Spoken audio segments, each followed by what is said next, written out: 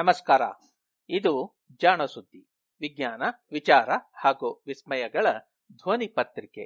ದಿನದಿನವೂ ವಿಜ್ಞಾನ.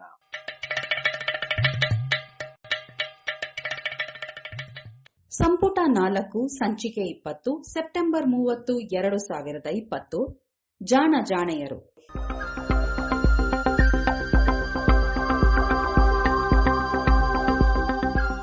ವಿಜ್ಞಾನ ಧರ್ಮ.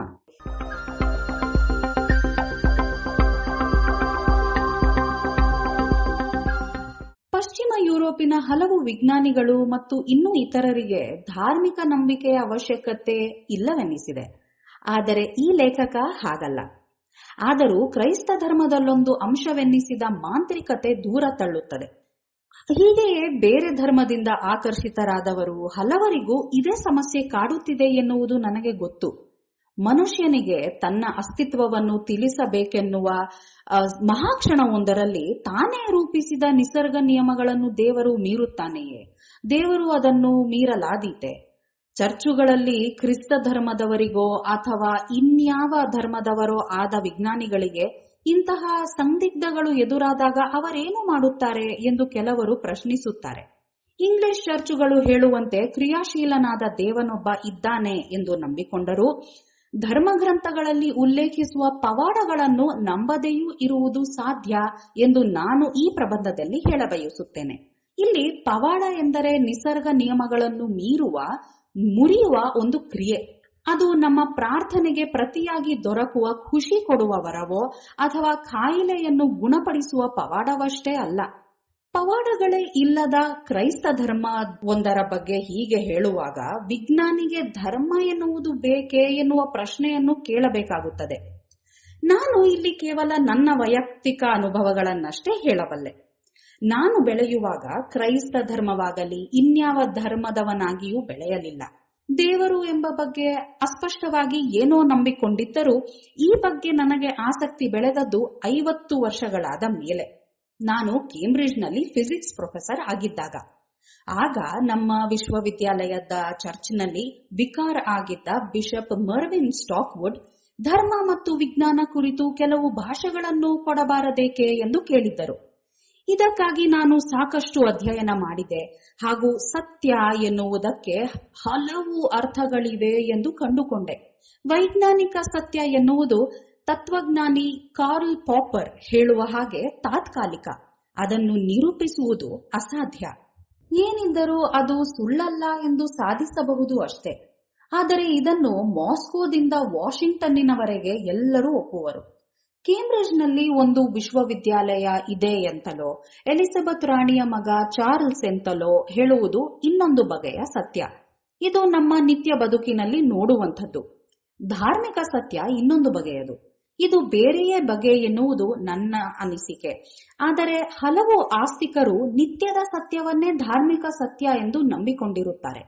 ಇಂತಹ ಧಾರ್ಮಿಕ ಸತ್ಯಗಳನ್ನು ಮಾಸ್ಕೋದಿಂದ ವಾಷಿಂಗ್ಟನ್ನಿನವರೆಗೆ ಎಲ್ಲರೂ ಸಂಪೂರ್ಣವಾಗಿ ಒಪ್ಪುವುದಿಲ್ಲ. ನಮ್ಮ ಹಳ್ಳಿಯಲ್ಲಿಯೇ ಎಲ್ಲರಿಗೂ ಒಂದೇ ತೆರನ ನಂಬಿಕೆ ಇಲ್ಲ.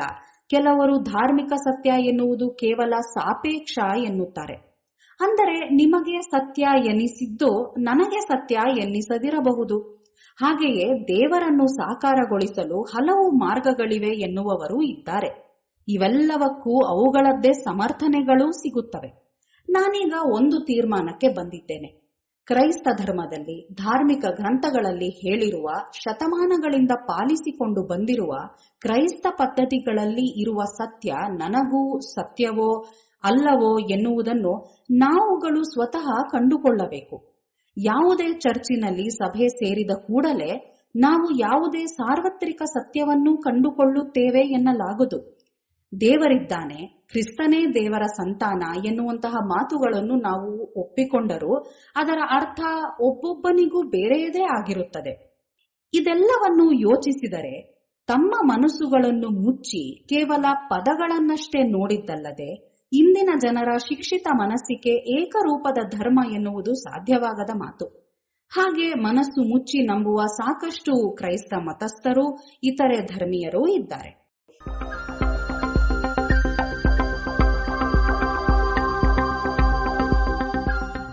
ಇದು ಯಾವುದೇ ಧರ್ಮ ಪ್ರಚಾರಕರ ಮಾತಲ್ಲ, ನೊಬೆಲ್ ಪಾರಿತೋಷಕ ವಿಜೇತ ನೆವಿಲ್ ಮಾಟ್ ಹೇಳಿದ ಮಾತುಗಳಿವು. ಸುಪ್ರಸಿದ್ಧ ಭೌತವಿಜ್ಞಾನಿ, ಜಗಮೆಚ್ಚಿದ ಶಿಕ್ಷಕ ಹಾಗೂ ವಿಜ್ಞಾನ ಮತ್ತು ಧರ್ಮದ ನಡುವಣ ಸಂಬಂಧಗಳ ಬಗ್ಗೆ ಬಲು ಗಾಢವಾಗಿ ಚಿಂತಿಸಿದ ಚಿಂತಕ ನೆವಿಲ್ ಮಾಟ್ ಹುಟ್ಟಿದ ದಿನ ಇಂದು. ಮಾಟ್ ಸೆಪ್ಟೆಂಬರ್ 30, 1905 ಜನಿಸಿದರು. ಈತ ಇಂದಿನ ಎಲೆಕ್ಟ್ರಾನಿಕ್ಸ್ ಯುಗಕ್ಕೆ ಬೇಕಾದ ಅತ್ಯಗತ್ಯ ಅರಿವನ್ನು ಒದಗಿಸಿಕೊಟ್ಟವರು. ಕೆಲವು ವಸ್ತುಗಳ ರಚನೆಯನ್ನು ಗಮನಿಸಿದರೆ ಅವುಗಳು ಮೇಲ್ನೋಟಕ್ಕೆ ವಿದ್ಯುತ್ ಅವಾಹಕವೆನ್ನಿಸಿದರೂ ವಿದ್ಯುತ್ತು ಹರಿಯಲಾಗುವಂತೆ ಅವನ್ನು ತಿದ್ದಬಹುದು ಎಂದು ತಿಳಿಸಿದವರು. ಹೀಗೆ ಸೆಮಿಕಂಡಕ್ಟರ್ಗಳೆನ್ನುವ ವಸ್ತುಗಳನ್ನು ಪರಿಚಯಿಸಿ ಅವುಗಳ ಬಳಕೆ ಹೇಗೆ ಸಾಧ್ಯ ಎಂದು ಕಲ್ಪಿಸಿದವರು. ನೆವಿಲ್ ಮಾಟ್ ಹುಟ್ಟಿದ್ದು ಇಂಗ್ಲೆಂಡಿನ ಲೀಡ್ಸ್ ಪಟ್ಟಣದಲ್ಲಿ. ಓದಿದ್ದು ಸುಪ್ರಸಿದ್ಧ ಕೇಂಬ್ರಿಡ್ಜ್ ವಿಶ್ವವಿದ್ಯಾಲಯವಿರುವ ಕೇಂಬ್ರಿಡ್ಜ್ ಪಟ್ಟಣದಲ್ಲಿ. ನೆವಿಲ್ ಓದಿದ್ದು ಗಣಿತ, ಅಧ್ಯಯನ ಮಾಡಿದ್ದು ಭೌತವಿಜ್ಞಾನ. ಬಾಲ್ಯದಲ್ಲಿ ಈತ ಗಣಿತದಲ್ಲಿ ಬಲು ಆಸಕ್ತನಾಗಿದ್ದನಂತೆ. ಅಮ್ಮ ಅಪ್ಪನ ಒಬ್ಬನೇ ಮಗ.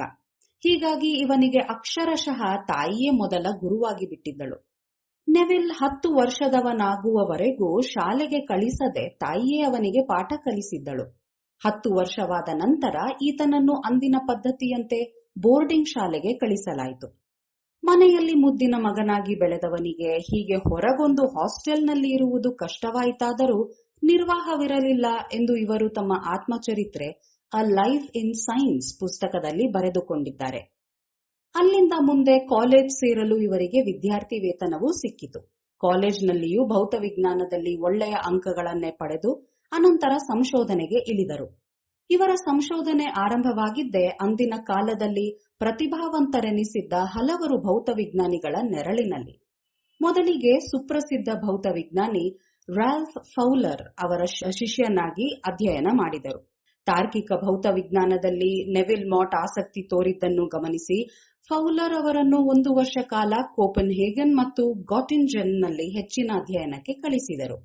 ಅಲ್ಲಿ ಇವರು ಸುಪ್ರಸಿದ್ಧ ಭೌತವಿಜ್ಞಾನಿ ನೀಲ್ಸ್ ಬೋರ್ ಅವರ ಜೊತೆಯಲ್ಲಿ ಈ ವಿಷಯಗಳನ್ನು ಕಲಿತರು. ಅಲ್ಲಿದ್ದಾಗಲೇ ಯುರೋಪಿನಲ್ಲಿದ್ದ ವುಲ್ಫ್ಗಾಂಗ್ ಪೌಲಿ, ಜಾರ್ಜ್ ಗ್ಯಾಮೊ, ವರ್ನರ್ ಹೈಸೆನ್ಬರ್ಗ್ ಮೊದಲಾದವರ ಒಡನಾಟವೂ ದೊರಕಿತು. ಅನಂತರ ಮರಳಿ ಇಂಗ್ಲೆಂಡಿಗೆ ಬಂದ ಇವರು ಲಾರೆನ್ಸ್ ಬ್ರಾಗ್ ನಂತಹ ಪ್ರತಿಭಾಶಾಲಿಗಳ ಜೊತೆಗೆ ಕೆಲಸಕ್ಕೆ ಸೇರಿದರು. ಹೀಗೆ ಉದ್ದಕ್ಕೂ ಅಂದಿನ ಸುಪ್ರಸಿದ್ಧ ಭೌತವಿಜ್ಞಾನಿಗಳ ಪ್ರಭಾವ ಇವರ ಮೇಲಿತ್ತು. ಥಿಯರಿಟಿಕಲ್ ಫಿಸಿಕ್ಸ್ನಲ್ಲಿ ಅಧ್ಯಯನ ಮಾಡಿದ್ದರೂ ಅನಂತರ ಇವರ ಆಸಕ್ತಿ ವಸ್ತುಗಳ ರಚನೆ ಮತ್ತು ಅದರಿಂದಾಗಿ ಅವುಗಳ ಗುಣಗಳಲ್ಲಾಗುವ ವ್ಯತ್ಯಾಸಗಳತ್ತ ಹರಿಯಿತು. ಅಣುಗಳ ಸ್ತರದಲ್ಲಿ ವಸ್ತುಗಳ ರಚನೆಯನ್ನು ಅಧ್ಯಯನ ಮಾಡಿದರೆ ಅವುಗಳ ಗುಣಗಳನ್ನು ಸರಿಯಾಗಿ ಅರ್ಥೈಸಬಹುದು ಎನ್ನುವ ತರ್ಕದಿಂದ ವಿವಿಧ ವಸ್ತುಗಳಲ್ಲಿರುವ ಅಣುಗಳ ಜೋಡಣೆ ಹಾಗೂ ಅವುಗಳ ಗುಣಗಳ ನಡುವಿನ ಸಂಬಂಧವನ್ನು ಗಣಿತದ ಮೂಲಕ ಲೆಕ್ಕ ಹಾಕಿದರು. ಅತಿ ಶಕ್ತಿ ಹೀರಿಕೊಂಡ ವಸ್ತುವಿನಿಂದ ಚಿಮ್ಮಿದ ಎಲೆಕ್ಟ್ರಾನ್ ನಿರ್ದಿಷ್ಟ ಪಥದಲ್ಲಿಯೇ ಹಾರುತ್ತದೇಕೆ ಎನ್ನುವ ಬಗ್ಗೆ ಹಲವು ತರ್ಕಗಳಿದ್ದವು. ಇದಕ್ಕೆ ಕಾರಣ ಏನು ಎಂಬುದನ್ನು ಇವರು ವಿವರಿಸಿದ್ದಲ್ಲದೆ ಕೆಲವು ವಸ್ತುಗಳಷ್ಟೇ ಏಕೆ ವಿದ್ಯುತ್ ವಾಹಕಗಳಾಗುತ್ತವೆ, ಇನ್ನು ಉಳಿದವು ಏಕೆ ಅಷ್ಟೊಂದು ವಿದ್ಯುತ್ ವಾಹಕವಲ್ಲ ಎನ್ನುವುದಕ್ಕೂ ತರ್ಕಗಳನ್ನು ಒದಗಿಸಿದರು. ಕೆಲವು ಸಂದರ್ಭಗಳಲ್ಲಿ ಲೋಹಗಳು ಅಲೋಹಗಳಂತೆಯೂ ವರ್ತಿಸಬಲ್ಲವು. ಸಾಮಾನ್ಯವಾಗಿ ಲೋಹಗಳಲ್ಲಿ ಸರಾಗವಾಗಿ ಹರಿದಾಡುವ ಎಲೆಕ್ಟ್ರಾನ್ಗಳು ಇಂತಹ ಸಂದರ್ಭದಲ್ಲಿ ಇದ್ದಲ್ಲೇ ಅಂಟಿಕೊಂಡಂತೆ ನೆಲೆಯಾಗಿ ಬಿಡುತ್ತವೆ. ಇದು ಏಕೆ ಆಗುತ್ತದೆ, ಎಂತಹ ಸಂದರ್ಭದಲ್ಲಿ ಈ ಬದಲಾವಣೆ ಆಗುತ್ತದೆ ಎಂದು ಮಾಟ್ ಲೆಕ್ಕಾಚಾರ ಹಾಕಿದ್ದು ಈಗ ಮಾಟ್ ಟ್ರಾನ್ಸಿಷನ್ ಎನ್ನುವ ಹೆಸರಿನಿಂದಲೇ ಪ್ರಸಿದ್ಧಿಯಾಗಿದೆ. ಈ ಅಧ್ಯಯನಗಳಿಗಾಗಿಯೇ ಇವರಿಗೆ 1977ರಲ್ಲಿ ನೊಬೆಲ್ ಪಾರಿತೋಷಕ ದೊರೆಯಿತು.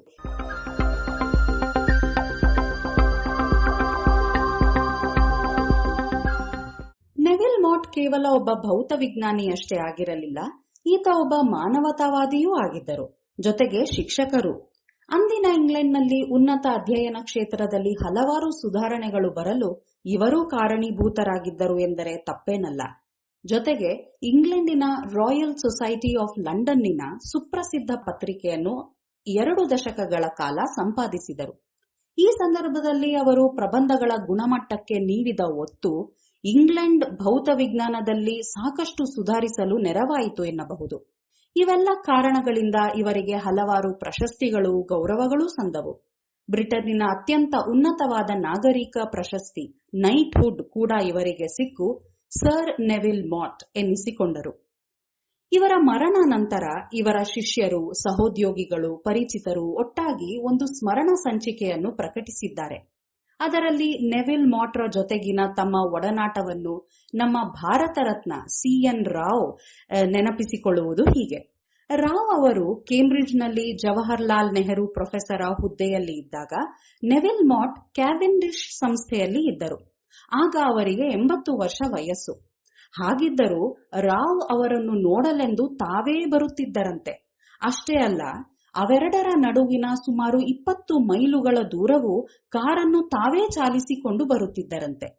ಮೊದಲ ಬಾರಿಗೆ ಅವರ ಭೇಟಿಗೆಂದು ಕ್ಯಾವೆಂಡಿಶ್ಗೆ ಹೋಗಿದ್ದಾಗ ಸ್ವತಃ ನೆವಿಲ್ ಮಾಟ್ರವರೇ ಬಸ್ ನಿಲ್ದಾಣಕ್ಕೆ ಬಂದು ಅವರನ್ನು ಕರೆದೊಯ್ದರು ಎಂದು ರಾವ್ ನೆನಪಿಸಿಕೊಂಡಿದ್ದಾರೆ. ಇವರು ಕ್ಯಾವೆಂಡಿಶ್ನಲ್ಲಿ ಪ್ರೊಫೆಸರ್ ಆಗಿದ್ದಾಗ ಎರಡನೆಯ ವಿಶ್ವ ಯುದ್ಧ ಆರಂಭವಾಗಿತ್ತು. ಜರ್ಮನಿಯಲ್ಲಿ ನಾಟ್ಸಿಗಳ ದುರಾಡಳಿತ ನಡೆಯುತ್ತಿತ್ತು. ಅಂದು ಅಲ್ಲಿದ್ದ ಹಲವು ಪ್ರತಿಭಾವಂತ ವಿಜ್ಞಾನಿಗಳು, ಕಲಾವಿದರು ಜರ್ಮನಿಯನ್ನು ತೊರೆದು ಹೋಗುವಂತೆ ಆಗಿತ್ತು. ಇಂತಹ ಕಲಾವಿದರಲ್ಲಿ ಮಾಟ್ರವರ ಹೆಂಡತಿಯ ತಂಗಿಗೆ ಪರಿಚಿತರಾಗಿದ್ದ ಒಬ್ಬ ಸಂಗೀತಗಾರ ಸೆರೆ ಸಿಕ್ಕು ಅವನ ಕುಟುಂಬ ಅತಂತ್ರರಾದಾಗ ನೆರವಿಗೆ ಬಂದಿದ್ದು ಮಾಟ್. ಆ ಮಕ್ಕಳಿಗೆ ತಾವೇ ಪೋಷಕರು ಎಂದು ಘೋಷಿಸಿ ಅವರು ಇಂಗ್ಲೆಂಡಿಗೆ ಬರುವಂತೆ ಮಾಡಿದ್ದಲ್ಲದೆ ಇಂಗ್ಲೆಂಡಿನಲ್ಲಿ ಅವರ ಬದುಕು ಸರಾಗವಾಗಿರುವಂತೆ ನೋಡಿಕೊಂಡಿದ್ದರು. ಆದರೆ ಆ ಮಕ್ಕಳ ತಂದೆ ಜರ್ಮನರ ಕೈಯಿಂದ ತಪ್ಪಿಸಿಕೊಳ್ಳಲಾಗದೆ ಅಲ್ಲಿನ ಕಾನ್ಸಂಟ್ರೇಷನ್ ಕ್ಯಾಂಪ್ನಲ್ಲಿ ಸಾವಿಗೀಡಾದರು ಎನ್ನುವುದು ದುರಂತ. ಇದರಿಂದಲೇ ಇರಬೇಕು ಎರಡನೆಯ ವಿಶ್ವಯುದ್ಧದ ನಂತರ ಆರಂಭವಾದ ಪಗ್ವಾಶ್ ಸಮಾವೇಶಗಳಲ್ಲಿ ಇವರು ಬಲು ಆಸಕ್ತಿಯಿಂದ ಭಾಗವಹಿಸಿ ಪರಮಾಣು ಯುದ್ಧವನ್ನು ವಿರೋಧಿಸಿದ್ದುಂಟು. ಇಂತಹ ಪ್ರತಿಭಾವಂತ, ದೇಶ ಸೀಮೆಗಳನ್ನು ಮೀರಿದ ಪ್ರಭಾವ ಬೀರಿದ ಶಿಕ್ಷಕ, ಮಾನವತಾವಾದಿ, ಧರ್ಮಕ್ಕೆ ಹೊಸ ಅರ್ಥ ಕೊಟ್ಟ ವಿಜ್ಞಾನಿ ನೆವಿಲ್ ಮಾಟ್ ಹುಟ್ಟಿದ ದಿನ ಇಂದು ಸೆಪ್ಟೆಂಬರ್ 30.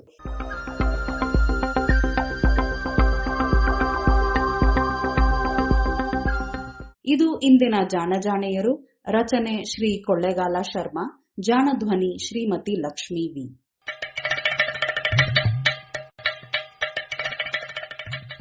ಜಾಣ ಸುದ್ದಿಯ ಬಗ್ಗೆ ಸಲಹೆ ಸಂದೇಹಗಳು ಇದ್ದಲ್ಲಿ ನೇರವಾಗಿ 9886640328 ಈ ನಂಬರಿಗೆ ವಾಟ್ಸಪ್ ಮಾಡಿ, ಇಲ್ಲವೇ ಕರೆ ಮಾಡಿ.